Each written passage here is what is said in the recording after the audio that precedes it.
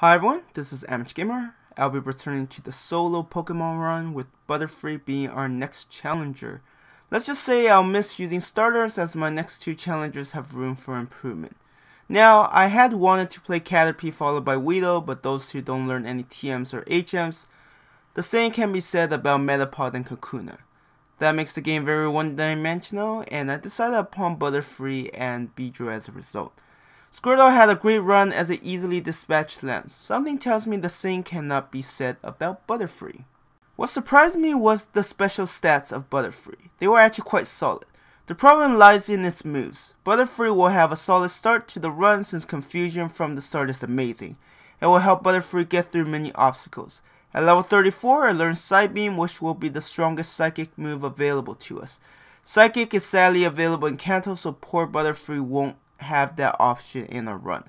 Since Butterfree is in Psychic type, it also doesn't get Stab, and I also can't get the Psychic boosting item as that actually requires a Kadabra traded from Pokemon Yellow. Gust is the only flying move available to Butterfree, and it's a 40 power move. Regarding TMs, we have Return and Nightmare that can be options. Nightmare will require Sleep Powder, and Sleep isn't as strong in Gen 2 as Gen 1. Something tells me that over-leveling might be the way forward. That and one of the status-inflicting moves. We'll see what I go with. The first difference between this run and the starter runs was my approach. I felt I needed all the levels I can get, so I actually started fighting all wild Pokemon and trainers. I wanted to maximize the experience I get so Butterfree will be more ready for the Elite Four and Lance. This of course includes the Sprout Tower where I got plenty of experience. The early game is also very straightforward. I just spam Confusion until my opponent is defeated.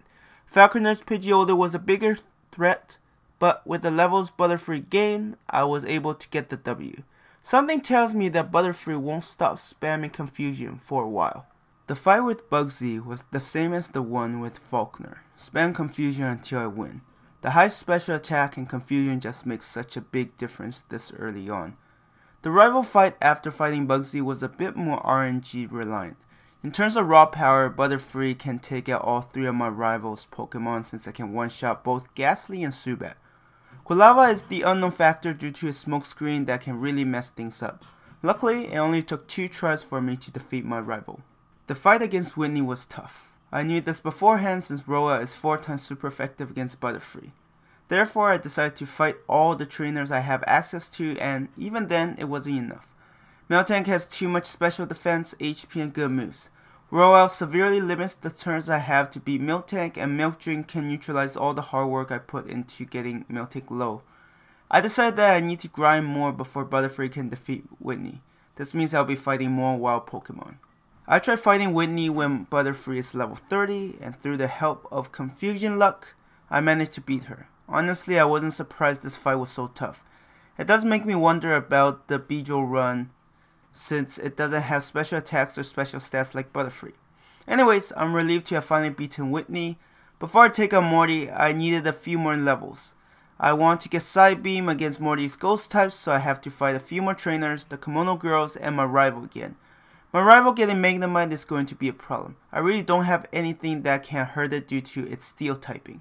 It didn't pose a threat now, but I expect later rival fights to get tougher. The fight against Morty was made easier with Psybeam and Butterfree's special defense. It was put to sleep by Gengar, but it took Dream Eater so well that it still had more than half HP when it defeated Gengar. It's nice to get past Morty more easily, especially given how much I struggled against him with Bulbasaur. I didn't even need the Mint Berry either. Butterfree's Psybeam completely destroyed the fighting gym. Even the Surf from Chuck's Poliwrath didn't do much. This was the complete opposite of Jasmine, who gave me so much trouble. When I first fought Jasmine, her Magnemite alone gave me problems. I realized that I needed more levels before I even stand a chance. Therefore, I went to the Lake of Rage and the Rocket Hideout. I actually fought all the possible opponents in the hideout to maximize the experience gain, and this included the grunts who show up for the alarms. The fight against Price was interesting, because Seal and Dugong were tanky, but their damage was limited. A Blizzard from Piloswine, however, could wreck Butterfree. However, luckily for me, it used Mist, allowing Butterfree to two-shot it. Following this fight, I fought the remaining trainers to improve my chances with Jasmine. After some grinding, I got Butterfree to level 48, and I tried fighting Jasmine again. Through the combination of holding a paralyzed Cure Berry, tanking a Thunderbolt like a boss, status luck like paralysis and confusion, along with one missed rock throw, Butterfree managed to overcome the unlikely odds of beating Jasmine for that victory. The fight against Claire was simple. If Butterfree wasn't paralyzed when it faced Kingdra, then it has a great chance of winning. My winning battle saw all three Dragonairs missing their Thunder Wave. The smoke screen from Kingdra was terrifying, but a critical hit Psybeam ended the battle before bad luck could ruin that fight. My rival fight before the Elite Four went pretty much as I expected. I alternated between Psybeam and Return depending on what my rival sent out. The problem was Magneton, as I suspected since I fought my rival at the Burn Tower. Steel typing is difficult for Butterfree, and despite getting through it by brute force, it managed to paralyze Butterfree twice. Luckily, Butterfree is strong enough to beat the rest of my rival's team despite being paralyzed. Onward to the Elite Four. I trained Butterfree to level 65 and could, with some luck, beat the Elite Four. Against Whale, it was basically spamming Return until Whale's Pokemon faint. If I can get a couple more levels, I can win this pretty consistently. Koga wasn't a problem except for his Fortress. All of his other Pokemon faint to a single Psybeam or two. Mux Minimize was annoying though. Bruno's Machamp could be a problem with Rock Slide, but the rest of his team were dispatched with ease. Karen's Umbreon is once again the decider of the match, so not much change there. Lance is sadly very tough, and unless I get my Charmander run level of luck, I won't beat him. Therefore, I decided to grind more levels before challenging Lance. When Butterfree was level 80, I decided to challenge the Elite Four in Lance again. Lance was challenging, but I can consistently beat Elite Four at this point. Butterfree was given Paralyzed Cure Berry to hold, as I can't afford it being paralyzed. I picked Return as my main attacking move against Gyarados and Dragonites, while Aerodactyl and Charizard got Psybeam. Why Charizard? There's a small chance to confuse, and if Charizard hits itself, that's less damage taken. I did have a couple of tries before the winning run at level 81, but my winning run saw me use a move I never thought I'd use. I actually got Rest. The failed runs had one thing in common.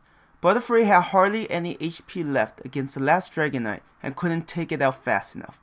Rest gave Butterfree a chance to heal up and stall Dragonite's Fire Blast PP until Butterfree could squeak out a victory. This winning fight was close, but it was also the first fight following me teaching Rest to Butterfree. My odds of winning went a lot higher with Rest. It's crazy to think that Butterfree's decent bulk helped make this possible. Butterfree has been a fun Pokemon to use. I didn't expect it to be as strong as it was. Despite struggling a lot against Jasmine and needing more levels, it wasn't that bad of a run. Its high special stats were more useful defensively as I didn't have access to moves like Psychic. This defensive bulk was what helped it eat those Fire Blasts from the final Dragonite and come out victorious.